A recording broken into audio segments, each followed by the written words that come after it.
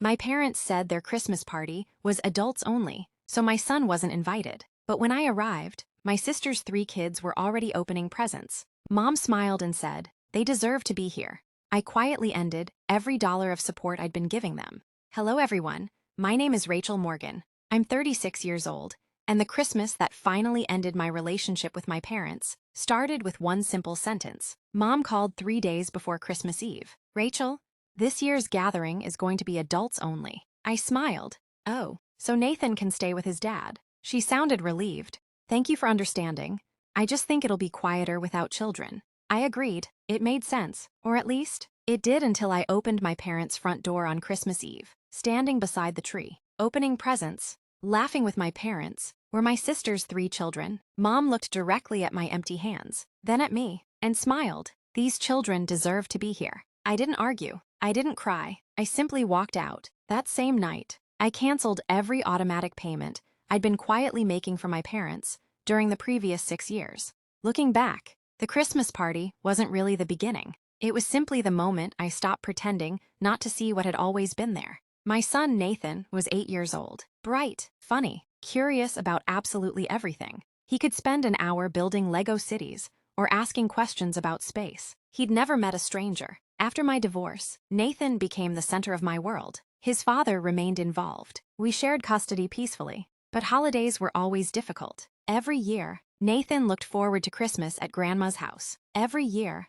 he asked the same question. "Do you think Grandpa will let me help put the star on the tree?" Every year, the answer was no. That honor always belonged to my older sister's oldest son. At first, I told myself it didn't matter. Children notice less than adults think. I was wrong. Nathan noticed everything. He noticed Grandma always bought his cousins bigger presents. He noticed Grandpa attended every one of their soccer games. He noticed they had framed photographs of my sister's children throughout the house. There was only one picture of Nathan. It sat on a bookshelf behind several candles. Once, when he was 6, he quietly asked me, "Grandma loves me too, right?" I hugged him. Of course she does. But inside, I wasn't nearly as certain. My older sister, Emily, had always been the favorite. She married her high school sweetheart, had 3 children, lived only 15 minutes from my parents. Mom often said, "They're the heart of this family." I smiled every time she said it, even though I wondered what that made Nathan and me. After Dad retired, money became tight.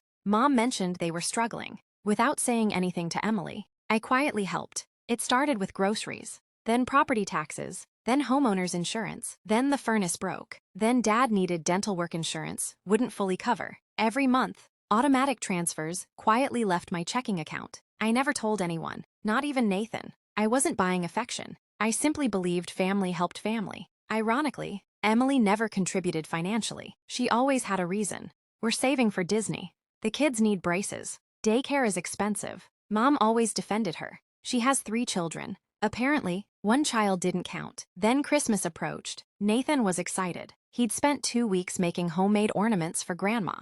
Tiny wooden snowflakes, painted carefully by hand. He wrapped them himself. The afternoon Mom called, Nathan happened to overhear. After I hung up, he looked at me. "So, we're not going?" I smiled gently. "It's adults only this year." He nodded. "Oh," then quietly carried the wrapped ornaments back to his bedroom. That hurt more than I expected. Christmas Eve arrived. Nathan spent the evening happily with his father. I drove alone to my parents' house. Part of me still believed everything would make sense. The moment I stepped inside, I heard children's laughter. Lots of it. I walked into the living room. Emily's 3 children were tearing open presents beneath the tree. Cookies covered the coffee table. Christmas music played softly. Grandpa laughed while helping assemble a toy train. Mom looked up. "Oh, you're here?"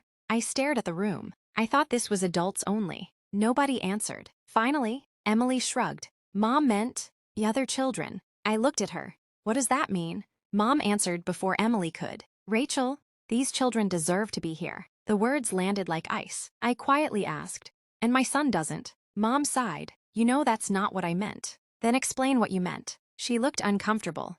"Your sister's children are here every Christmas. So is Nathan. He would have been a distraction." I couldn't believe what I was hearing. "A distraction?" Emily interrupted. "Can we not ruin Christmas?" I looked around the room. Nobody defended my son. Nobody even looked embarrassed. Instead, Dad calmly said, "We wanted one peaceful evening." I smiled. "You got it."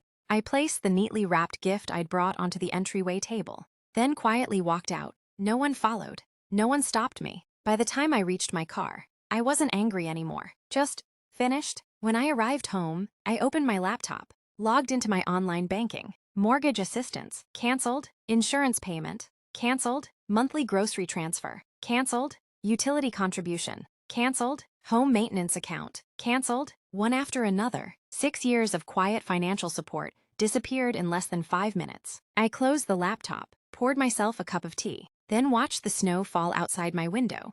Around 9:30, my phone rang. Mom. I let it ring. Then again. Dad. Then Emily. Then Mom again. 5 missed calls became 12. Then 20. I looked at the screen, took a slow breath, and set the phone face down on the table. Sometimes, the deepest betrayal isn't what people do to you. It's what they do to your child while expecting you to keep sacrificing for them. As my phone rang again and again that Christmas night, I realized my parents weren't calling to apologize for how they'd treated Nathan. They were calling because, for the first time in years, they had to face the consequences of treating my generosity like an entitlement.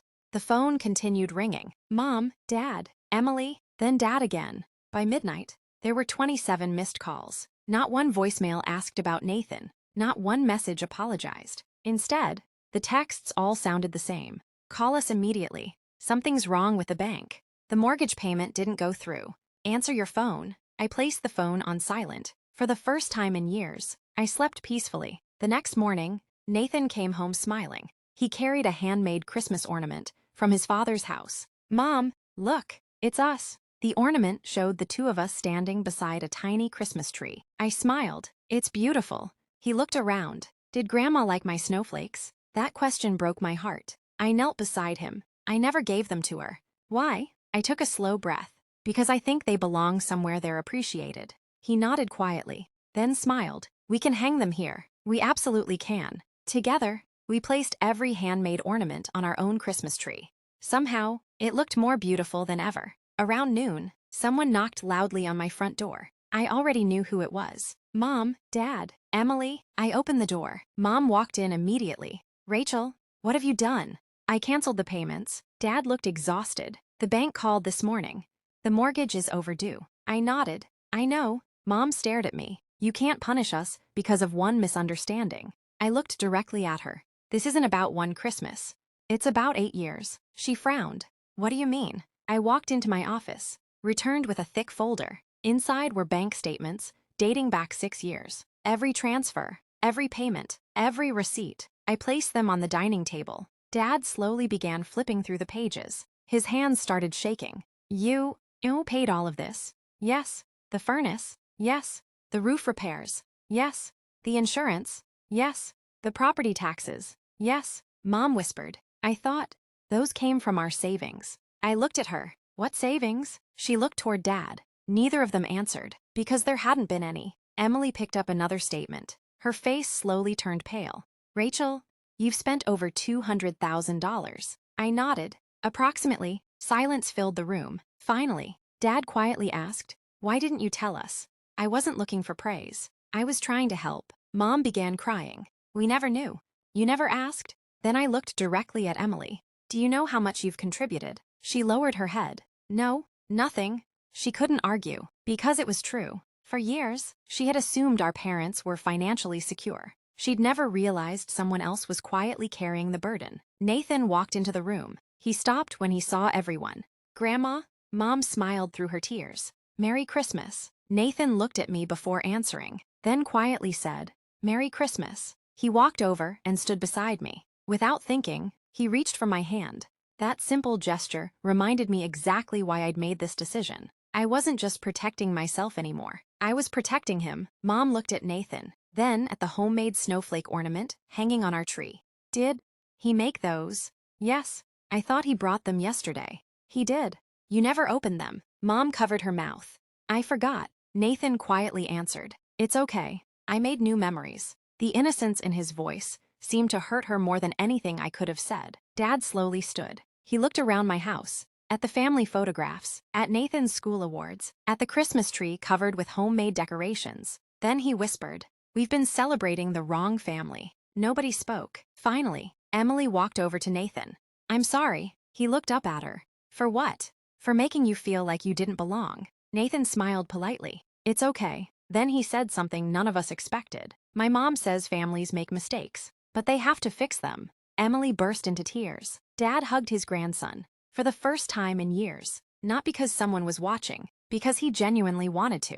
Mom looked at me. I don't deserve another chance. No, you don't. But Nathan deserves grandparents who love him equally. She nodded. I want to become that. I smiled softly. Then start there. Epilogue. Soft piano becomes lighter, carrying hope instead of disappointment. It's been 5 years since that Christmas. Nathan is 13 now. He's taller than me, still builds things with his hands, still hangs every one of those homemade snowflake ornaments on our Christmas tree. My parents eventually sold their oversized house and moved into a smaller one they could comfortably afford on their own. They never again accepted financial help from me, not because I refused, because they insisted on earning back my trust first. Emily changed too.